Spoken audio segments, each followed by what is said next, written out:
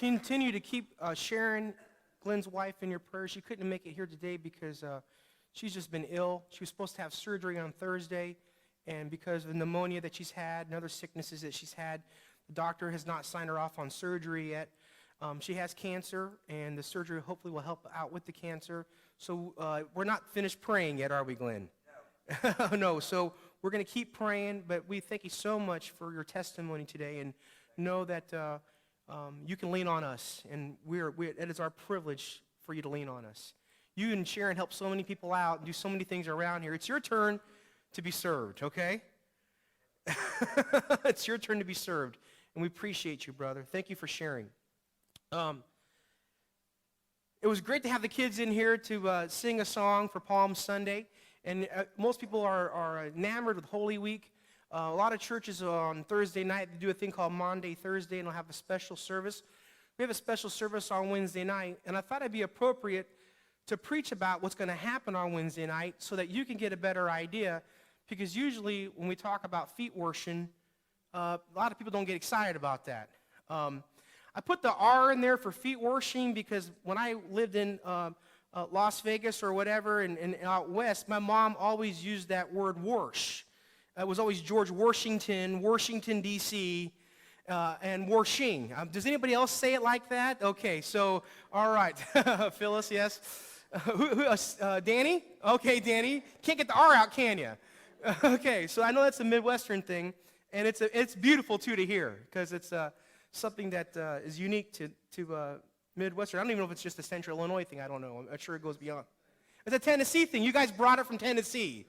Okay, very cool. Well, I want you to know that when we talk about feet washing, there's a reason for the R, and it's for really. And I'll explain that as we go along about what really foot washing is all about.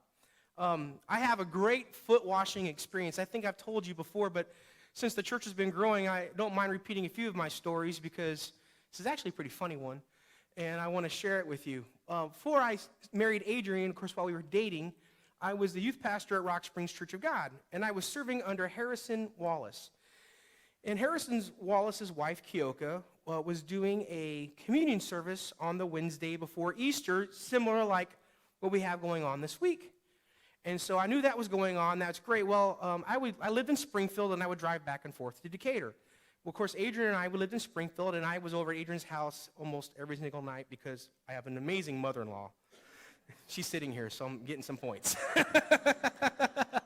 I loved going over to their house. I always felt welcome there. And one night, it was a Monday or Tuesday night, and Adrian, she says, "Let me paint your toenails." Out of nowhere. And I said, "There's no way you're going to paint my toenails." Oh, she goes, "You big chicken." I said, "Okay, now you made me man up to it, okay? Go ahead." She says, "It's okay. Once I paint your toenails, I've got some, what do you call it? Is it fingernail polish remover?" So she says, "I've got some of that. I'll take it off." Okay, so she paints one of my feet, the toes, all one color. I think it was like a red. And then she experimented with other colors on my other foot. So the other foot looked like a bunch of Skittles. And so she's laughing, I'm laughing, we're all having a good time, and then she goes back to find the fingernail polish remover, and she comes out, and she doesn't have any. So my laughter stops. Now, I don't know if she just did that on purpose, or if she really didn't have any. We'll let her and Jesus figure that out one day. I would hope that would keep her from not going through the gates of heaven. I'm sure she was out of it. Well, okay, so now I know I had to deal with it. So, said all of that to say this. So go to church on that Wednesday night, and Sister Keoka, she gives a wonderful message about communion, and I'm so excited about, taking communion with my church and all that. And we take communion, and man, things are going great. Usually church service lasts about an hour, and I'm young. We're done in 30 minutes. I'm like, oh, this is awesome. This is great. Then after we get done with communion, Sister Keoka goes, "And now it's time for our foot washing service." And my toes are all my toenails are painted. I'm like, oh man, what in the world am I going to do here?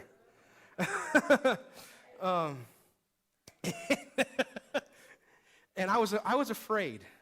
I was afraid. And it was funny because a friend of mine, Kevin, used to drive with me back and forth to church.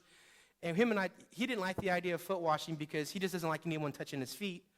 And we had talked about that before, and now he looks at me because he knows my toenails are painted, and he's just laughing. I was like, how am I going to get out of this one? But, isn't it awesome that God always gives you a way out?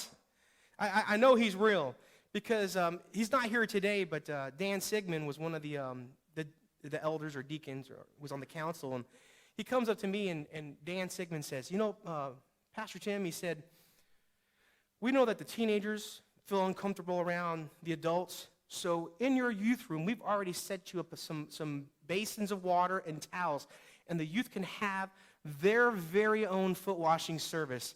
He goes, are you okay with that? I was like, man, that's a great idea, Dan. Wow. I'm so glad how God is working through you.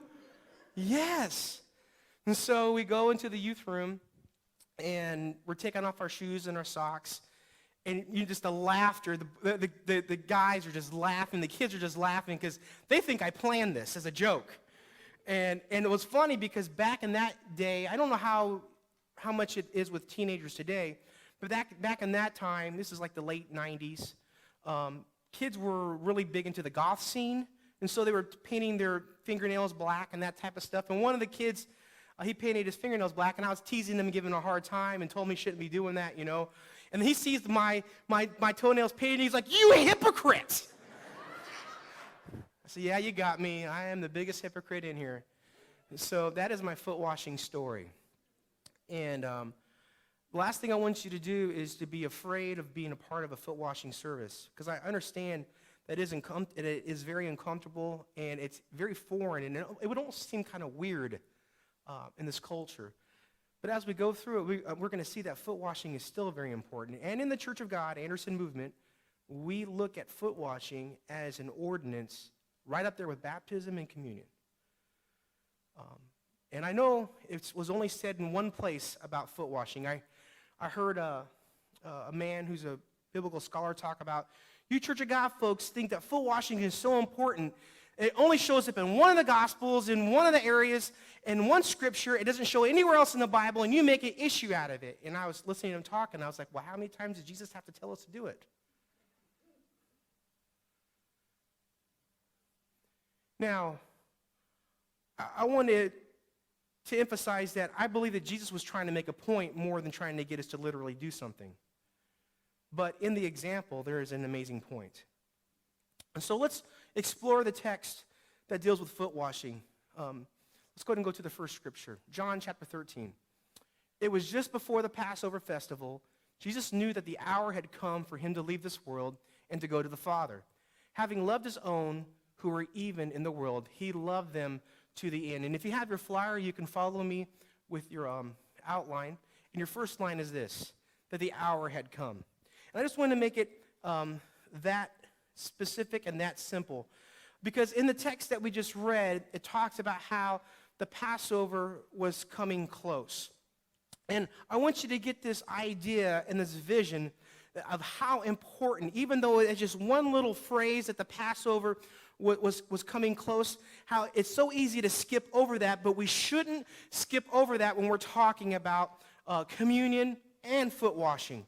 It's so important to understand what the Passover is about.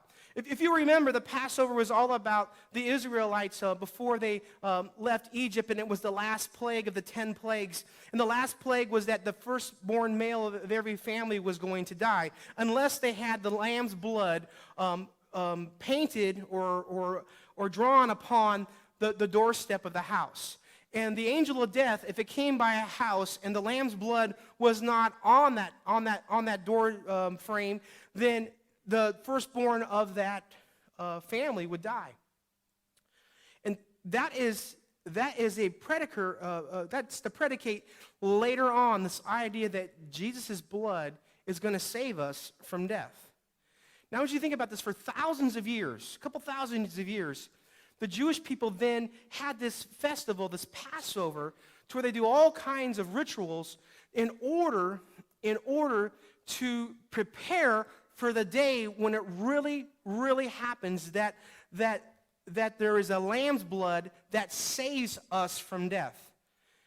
Now, isn't that kind of interesting that, first of all, there is a metaphor for what was Jesus was about ready to do on the cross for us, but also that there's a metaphor in what he does in the upper room while we're talking about the Passover is close. And the scripture says that the hour had come. And I want you to know that there's times in our lives where there's things that happen for many, many years, but there comes a pivotal point to where no longer is there thinking about it, no longer is there talking about it, no longer is there planning about it or strategizing about it, but right then and there, this is the moment, this is where the rubber meets the road to where everything that has happened needs to happen, and it's come to this place. One way I think that we deal with this is that I think there was a movie, it was called The Bucket List, or maybe it wasn't called The Bucket List, but they dealt with the bucket list. And I don't know what's on your bucket list. There's a few things on my bucket list, and there are some things that I would really, really like to be done before I die. Now, maybe I won't get to do all the things that I've dreamed of, whatever, and maybe if you're a senior, maybe you have a few things now that you're retired, a few things that you want to do because you're closer to the gates of heaven than you are to your birth, and there's some things that you would like to see done. I want you to know that when it comes to that moment, you just have a smaller window. You know that your hour is coming, so you want to get everything put right. You want to make sure everything is set right. When Jesus saw that the hour was coming, he only had one more night to invest in his disciples before the crucifixion. And so the bucket list was here, and the two things that he wanted to make sure that he did before they came knocking on his door, before they came to the garden and were going to arrest him and beat him and crucify him, was communion and foot washing. And so if that was on Jesus' bucket list, it is an important thing. The hour had come. Let's go to the next text. The evening meal was in progress, and the devil had already prompted Judas, the son of Simon Iscariot, to betray Jesus. And Jesus knew that the Father had put all things under his power. Remember that, okay? That Jesus knew that the Father put all things under his power, and that he had come from God and was returning to God. And so he got up from the meal, took off his outer clothing, and wrapped a towel around his waist. And after that, he poured water into a basin and began to wash his disciples' feet, drying them with a towel that was wrapped around him. Let's go to the next slide. The next point I want to make is this, is that power from God leads to servanthood. Power from God leads to servanthood. Now, you know what power from men and women usually ends up? It usually ends up in us glorifying ourselves. Rarely have I ever been part of a football game or a baseball team, and maybe you understand this in sports, that when you win, that you say, hey, we are so glad that you lost. Or we say things like, we are the champions, my friend.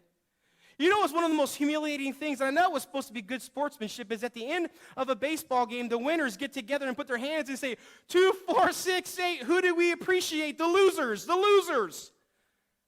And we call that good sportsmanship. I don't know, I never understood that because I was grumbling when I heard that. I never thought that that was kind. Maybe I know that was the intent, but it didn't end up that way to me. But here's the difference. Jesus knew that all authority had been given to him. The power was all his. And rather than him getting the band and the orchestra, rather than him celebrating a huge trophy, what did he choose to do? He chose to do what a slave would do in that time. The person of the lowest position in a culture. He didn't sit on a throne. He didn't put on a robe. Matter of fact, he took off his robe. He didn't grab a scepter. He grabbed a pitcher of water and a basin and a towel and wrapped it around himself like a slave would. And guess what he started doing? He started washing all of his disciples' feet. I want you to know that power from man leads to us having an ego. Power from man leads to us wanting to make a name for ourselves. Power from man means we want our name written in all of the newspapers. But power from God leads us to serve. Now, don't get it twisted. There is a day when every knee shall bow and every tongue will confess that Jesus is Lord, because we got to keep it real. But in the text where Jesus is seeing how everything had come to its final hour and then God had given him all authority to do everything that needed to be done, he chose to serve. Now, foot washing was very important in that culture because everywhere you went, you really only had sandals, and they didn't have all the concrete that we had or all the bricks that we have. There were some places like that, but usually when you're walking down a dirt road and there's mud and there's animals, you have that kind of issue and problem with cleanliness. And so it was the servant's job when the guests came to a house to wash all of the guests' feet that had the mud and the feces and the dirt and everything else that they had been walking through. And that's the job that Jesus chose, to wash people's feet. So, I've took it to one level of servanthood. It's pretty amazing where the text takes another level to it. And it's hidden if we don't look at it close enough. And the next point is this: that power from God includes servanthood to those who have betrayed you.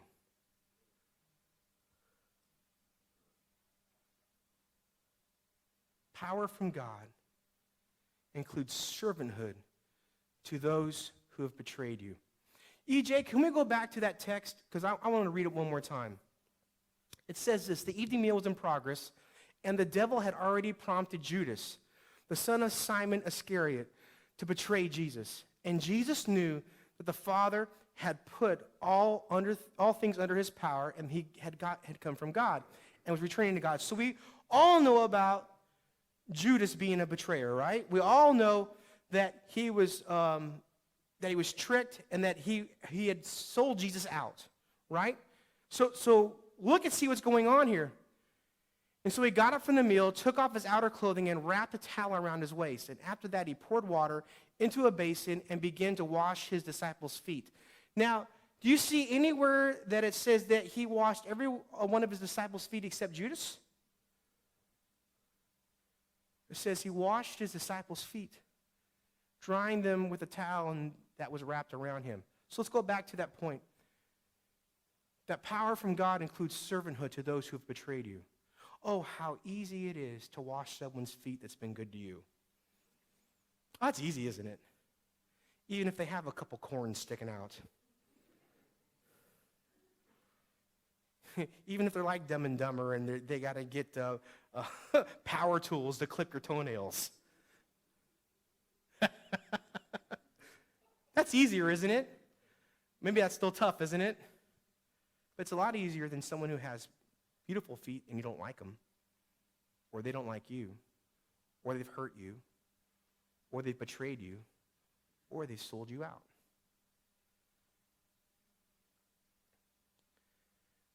I'm going to sound a little liberal in my theology because I believe we've kind of been jacked up in our thinking about communion and foot washing.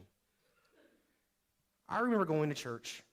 I don't know about you, but I remember going to church that when communion was presented, that you were only supposed to go and take communion unless you were right with God. And if you weren't right with God, then you shouldn't take it. And matter of fact, if some people went up to take communion and others knew that they had been in sin, the first thing that popped in their mind is, don't they know that they're not supposed to be going up there? And when I really think about communion, I think about that moment. When Jesus broke the bread and he served the wine, he didn't say, do this in remembrance of those who have fallen. Do this in remembrance of me. And so when we're taking communion, we shouldn't be looking at others. We should be looking at Christ. Now, here's a point I'd like to make for some of you people who got some legalism that need to be demonized out of you. If Judas Iscariot can have his feet washed, and if you go later on in the same moment, which is in all the Gospels, to where all the disciples took communion and betrayed Jesus, because every single one of them did. Maybe John is probably the only one that really didn't run away. But Peter denied Jesus, and the rest of them scattered because they were in fear. How come if they were sinful, how come Judas can take communion, and then for 2,000 years, communion didn't get wrecked? Do you think somebody here in 2016 is going to wreck communion and foot washing because of their sin? I don't think your sin is that strong. I think God's grace, like I preached last week, will always outdo our sin. And if you got your eyes focused on somebody else, please shift it to the Lord. Because when you shift it to the Lord, then you're never going to judge him because he is the one who's perfect in every way. We will fail each other. I will fail you because I am a human being. But God will never. Let's get our eyes off man and get him back on who God is. And let's kick out that legalism. Let's kick out that negativity. Let's kick out the eyes on man and put our eyes back on God. Jesus washed Judas's feet, and he knew that he had betrayed him.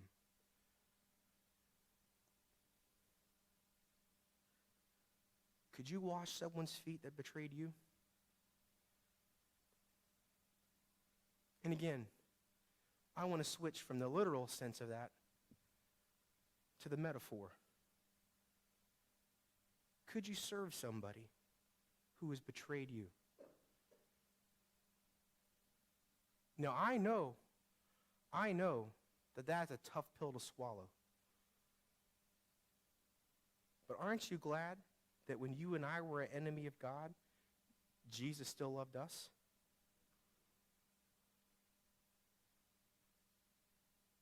You want to talk about power from God?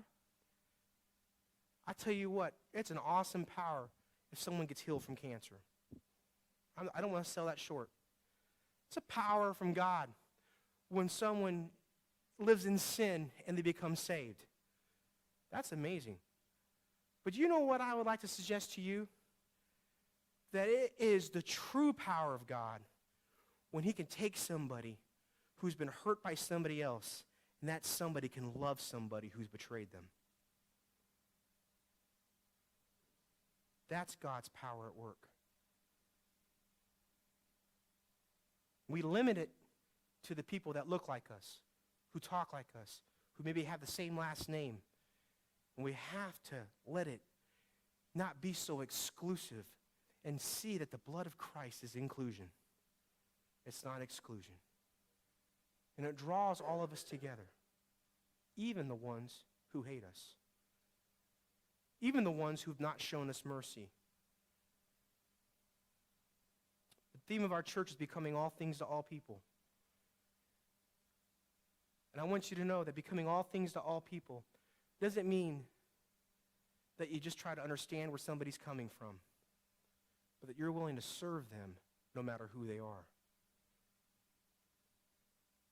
Here's the most dangerous prayer you'll ever pray. It's dangerous.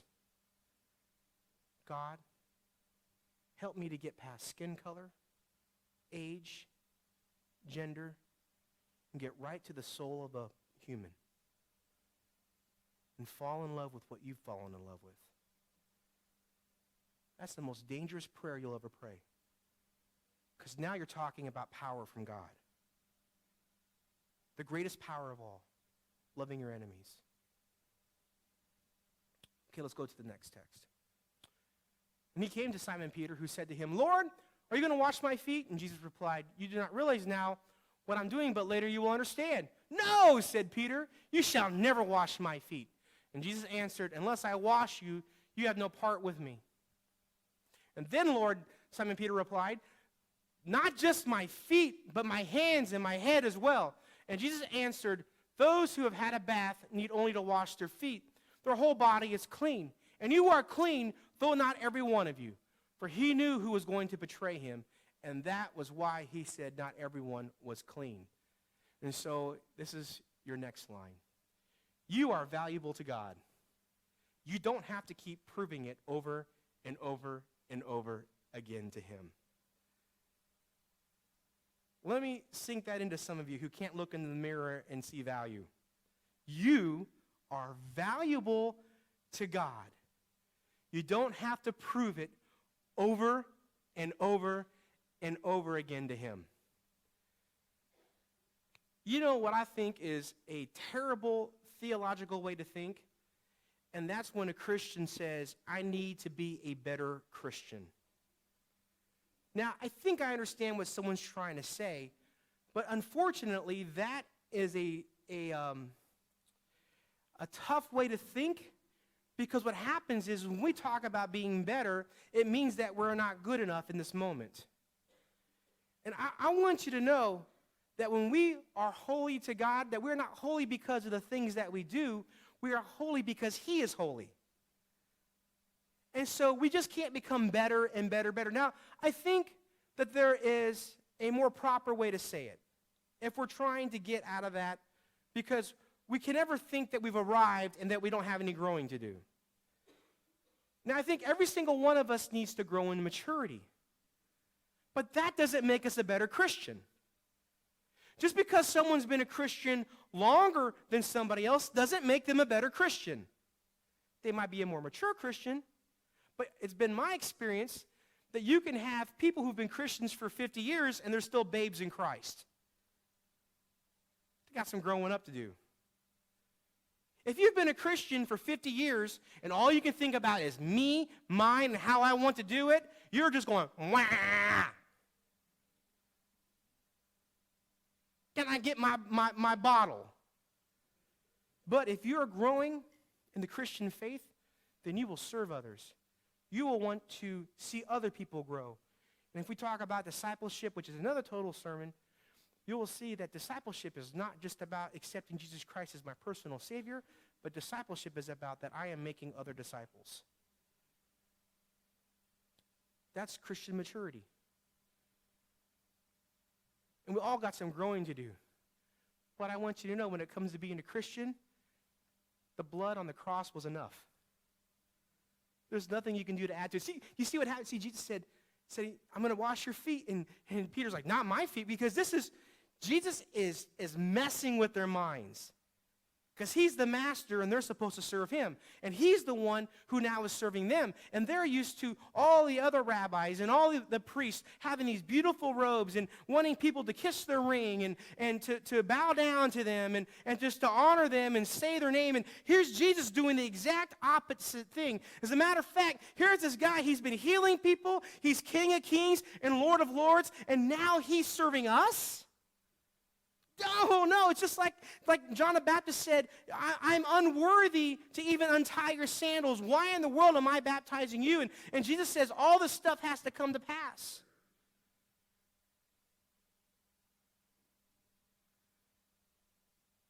And Peter says, no. And Jesus said, Peter, if you don't let me do this, then we don't have community with one another. We don't have a closeness. Okay. Peter breaks down. Okay, Jesus, if you're going to wash my feet then wash my head, wash my hands. I want to make everything is right for you. And it's funny, Jesus says, no, I just want to wash your feet. Peter, you've already had a bath. If you've been baptized and you've been washed in the blood of the Lamb, you don't need another shower. You don't have to keep on doing things over and over again to make God love you. God already sees you as valuable, as worthy. And I know what? It blows my mind that the creator of this universe would want a guy like me to lead his people. Sometimes, wow, I scratched my head. He's like, God, really? He says, yeah, really. You sure? Oh, I'm sure. Do I need to jump just through some other hoops? Nope. We're good. Now, you need to grow still, Tim. But I want you to know, you're mine.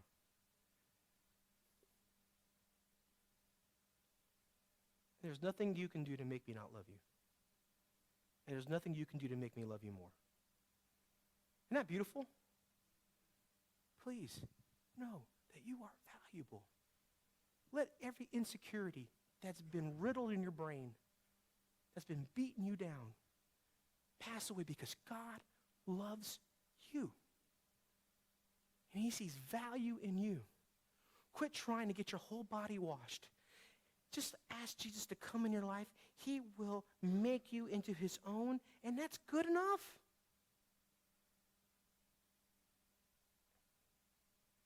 Let's move on.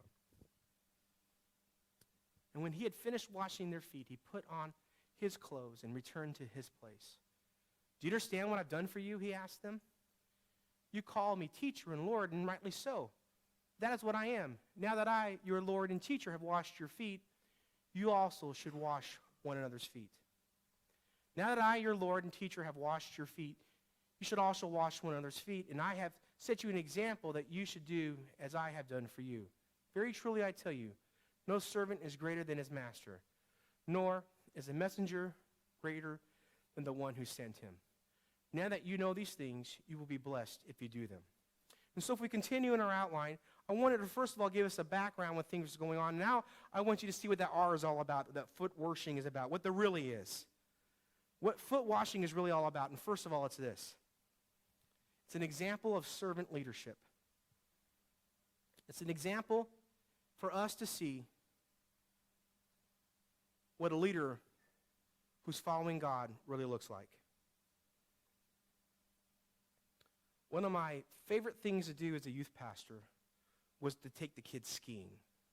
I don't know if anybody here has ever been on a ski trip with me. Oh, Rachel has. Yeah, okay. Then you're a mom now. Now, I used to go skiing, and, I've been through a weight loss thing, and as my weight was getting heavier, I was going down the hills a lot faster.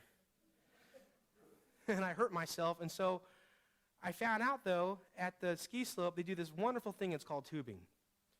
And if you've ever been tubing at a good ski slope, one that wants to give you a heart attack is when you have to walk up the hill. But if you can go to a tubing place that has an escalator or some kind of ramp to take you up, it's awesome. And so at this place, you could go up the hill, they take you up, and then you could get in a tube and slide down and just have a ball and never get hurt. I didn't see anybody get hurt. Well, it's kind of funny. When I would take the kids skiing and tubing, some kids had never skied before, and I would try to go on the bunny hill to try to teach them how to ski. And then I'd go over, because I wanted to have fun too, I would go over to the snow tubing part because it was what I liked to do too. And so after I had helped some kids learn how to ski, I went over to the tubing place, and all the kids in my youth group were like, Bomba! They were so glad to see me. And the reason why they were glad to see me because they knew how big I was, and they knew they could go faster down the hill. And even another youth group said, Bomba, get on with us. And I was like, no, I have to go on with my other group. And it's amazing what happens. And, they don't put you, the big guy up front, you go in the back. And it was funny because before, they go down the slope, and, they get to the end, there's some hills to it, and then, there's like a big wall, and I watched them when they came down before they said Bomba, and they only made it to like the second to the last hill. They didn't make it all the way to the end. So I got behind them, and I got on that snow tubing thing, and you can grab each other's tubes, and we went down, and I noticed something. While I was moving, I could push them a little bit, and then when we started going to the same speed, they started slowing down, and I had to keep nudging them. So we could keep on going at speed, and we were going so fast. We hit some of those hills, and we got air. It was so awesome. And finally, at the end, we just didn't stop at the bottom of the hill. We crashed into the wall and went up to the wall and just started laughing and having so much fun. Well, One of the kids from another church, he was frustrated I didn't get on with him, so he goes, I want to race you. I mean, I have a love handle bigger than him, and he wanted to race me? Come on. No way, dude. So, okay, let's do this. And so, me, I like to talk a little smack. I was just like, you know what? I think the DMV moves faster than you, bro. I mean, I'm just gonna whip you. And so, it's so much fun. I get up there, and so now I'm doing this solo thing, and I get under there, I get onto the top, and I'm pretty big, so I just try to flop down, and the guy's got to push me. And I know I probably shouldn't say this in church, but I'm just going to go ahead and say it. I flop down, and let's just say I release something from the other end. Right in the guy's face. And, really it's just a power booster, And he goes to push me again, and I do it again. And me and this kid are going, and the kid start off first, and he's beating me, and he's laughing, and pretty soon I'm catching up to him. And he doesn't even go there's 2 or 3 more hills to go at the end. He doesn't even go past the other 2 hills. I go all the way to the hill, and I slow down before I hit the wall. And there's an amazing lesson in that, not in the stuff coming out my end, but another lesson. I could go far by myself, but not as far as I could with other people. Leadership is about being a servant. I can go witness to people, and I can go ask someone about Jesus and love them, but I can't go as far without you. I know I can do it without you, but I can't go as far. I want to go farther. I want all of us as Life Builders Church of God to grab a hold of our tubes and crash against the wall and have a blast doing it. It's about servant leadership. Leadership is not about promoting myself. Leadership should be about making you better. Isn't that how the church is supposed to work? Here's the second thing I want you to see that foot washing is really about. What Jesus did before telling us to do it. Now, I really wrestled with how was I going to say this. It finally hit me, and I didn't have a chance to change it with the flyer and all that. But really, a simpler thing I could have just said was that Jesus practiced what he preached. But really what I was trying to say is that Jesus never asks us to do something that he hasn't done himself. He didn't say, okay, guys, wash each other's feet. He says, let me wash your feet first. Now wash each other's feet. Isn't it awesome to serve a God who just doesn't tell us to do something and just sits back and expects us to do it? But he gets right there in the mud and the feces and washes someone else's feet. What a great example. That he did it himself. Now, here's the crazy thing, and again, I wanted to give a plug for Wednesday night. Because usually, a foot washing service will keep people away from coming faster than a prayer service. And there'll be less people at a foot washing service than a prayer service. And no way am I trying to preach to you that you have to literally wash someone's feet with a towel and water. But I will tell you this, that it is culturally translucent that even though we don't have a need to wash each other's feet literally because of health reasons and cleanliness, that it's still a humbling experience today. That part isn't lost. And we treat it as an ordinance at this church because Jesus did it. Because he did it first. There's nothing more beautiful than a grandfather kneeling down and washing his grandson's feet. There's nothing more inspirational than a daughter kneeling down and washing her mother's feet. There is nothing more healing than someone that has had a problem with you or you have a problem with them. You can't say the words, But you go over there and you wash their feet.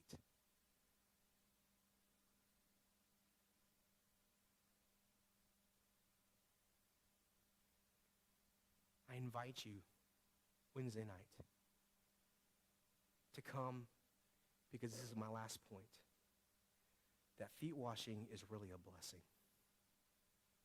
It's really a blessing. If we go back to the text I just read, Jesus says at the very end that you will be blessed. It's a blessing. Don't miss out on the blessing. I want to give you an example and see what it looks like. And I've already warned somebody that I asked them, and he has agreed.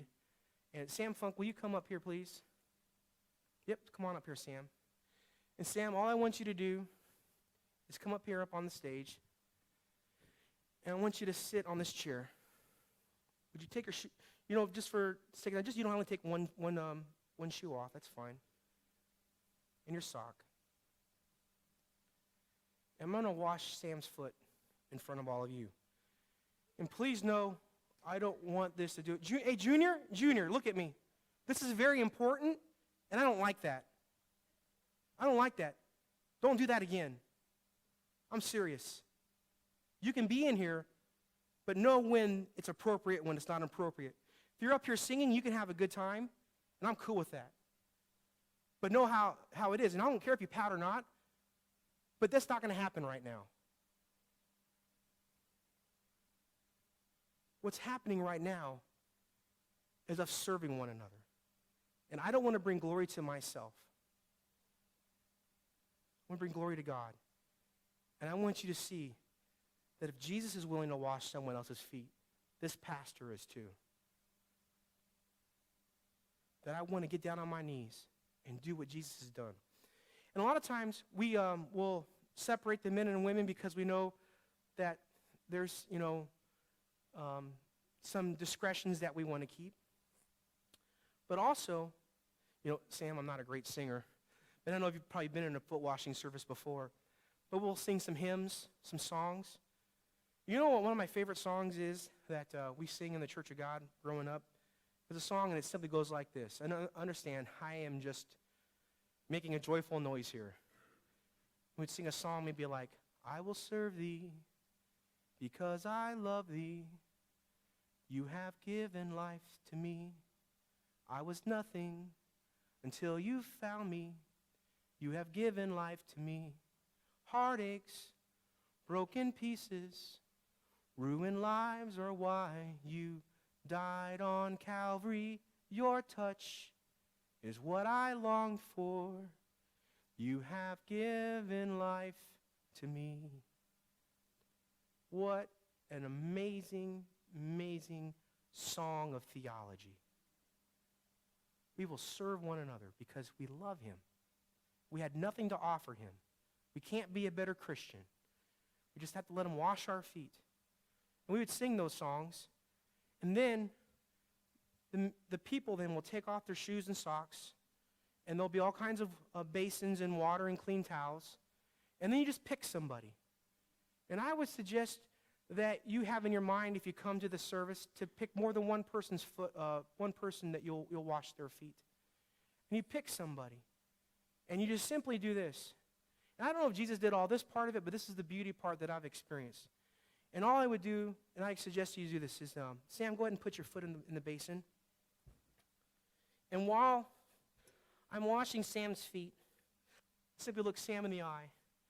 Say, Sam, I appreciate your friendship.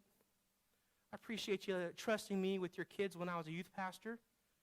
And I appreciate all the love that you've bestowed upon me and your wisdom. You're a smart guy.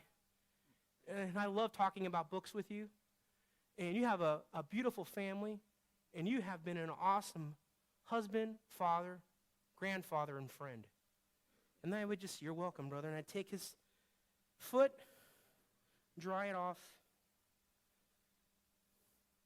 And then please, can I hug you, Sam? Love you. Thank you for doing this. So you can go ahead and put your shoes and socks back on. And that's what a foot washing service is all about. Don't miss out on the blessing.